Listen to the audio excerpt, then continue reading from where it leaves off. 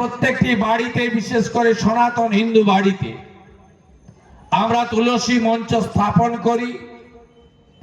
সকালে শঙ্খ বাজানো, সন্ধ্যায় দীপদান করা, এবং আমাদের যেখানে নাম সংকীর্তন হয়, নাম হট্ট বসে, 24 প্রহর, 48 প্রহর, 72 প্রহর হয়, যেখানে মৃদঙ্গ খঞ্জনি দিয়ে আমরা হরিনামে অংশগ্রহণ করি, সেখানেই আমরা তুলসী মঞ্চ এবং তুলসী গাছকে স্থাপন করে পরিক্রমার মধ্য দিয়ে আমরা আমাদের কর্মসূচি করি। এটা একটা সনাতনের দীর্ঘদিনের ঐতিহ্য।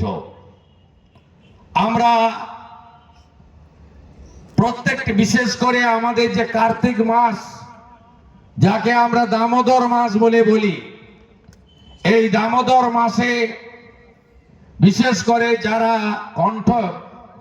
কণ্ঠে কণ্ঠী পরিধান করেন, যারা দামোদর ব্রত পালন করেন, তারা ওই মাসে বিশেষভাবে তুলসী মঞ্চে দীপদান এবং তুলসী রানীর বিশেষ আরাধনার কাজ হয়। তাই আমরা নিশ্চয়ই স্বামী বিবেকানন্দের মন্ত্রে নিজ ধর্মে আস্থা রাখব, অপর ধর্মকেও শ্রদ্ধা করব।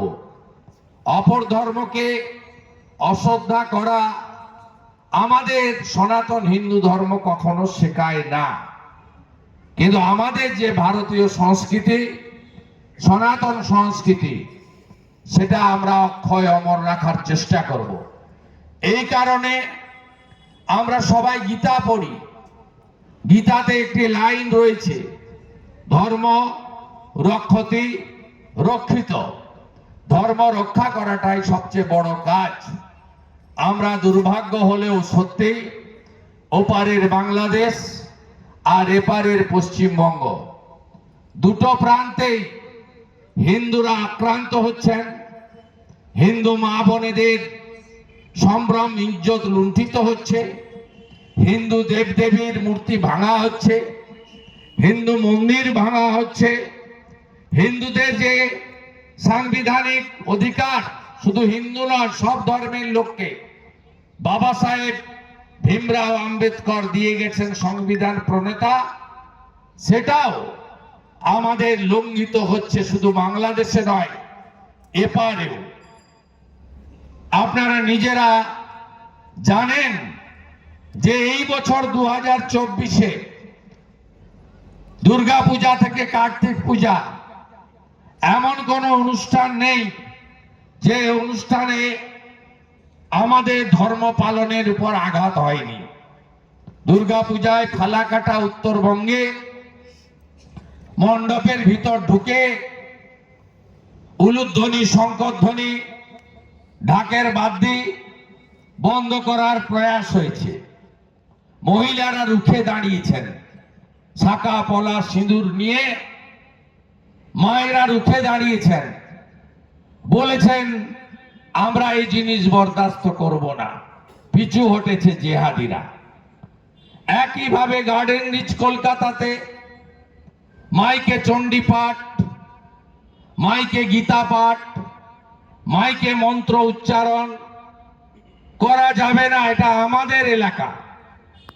সেখানে আপনাদের বিধায়ক শুভেন্দু অধিকারী নিজেই ওই মণ্ডপে ওই রাত্রে উপস্থিত হয়ে দেবী দুর্গার আরতি করে জিহাদিরকে যেভাবে উত্তর দিলে সন্তুষ্ট হয়, গার্ডেন রিচে দাঁড়িয়ে আমি সেই উত্তর দিয়ে এসেছি।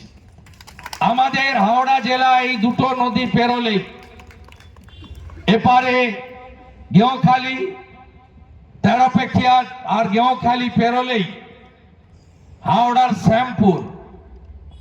আমরা মহিষাদলের অমৃতবেড়ি আর দনিপুর দিয়ে যাতায়াত করি। ওপারে কমলপুর, শ্যামপুর। বিজয়া দশমীর দিন 5টা দুর্গা মূর্তি ভেঙেছে।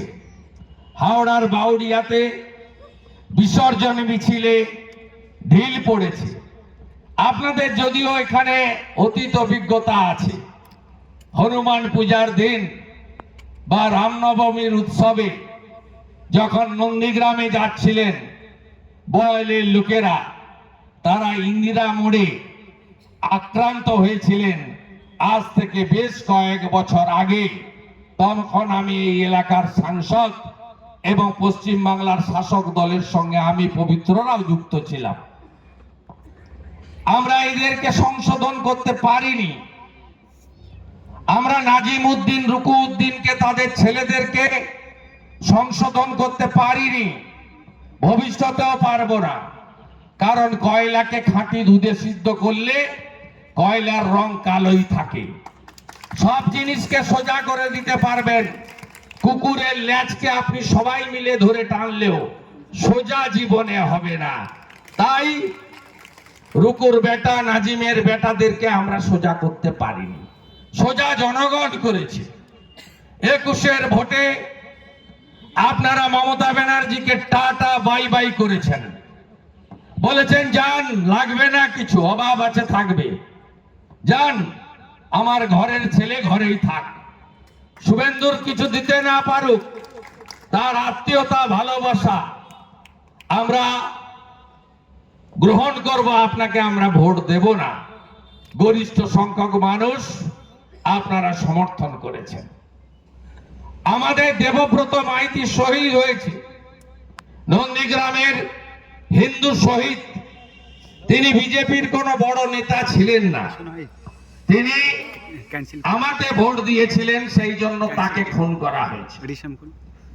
দক্ষিণ কেন্দ্রামারি, তারাচাঁদবাড়, বহু জায়গায় অত্যাচারিত হয়েছে হিন্দুরা।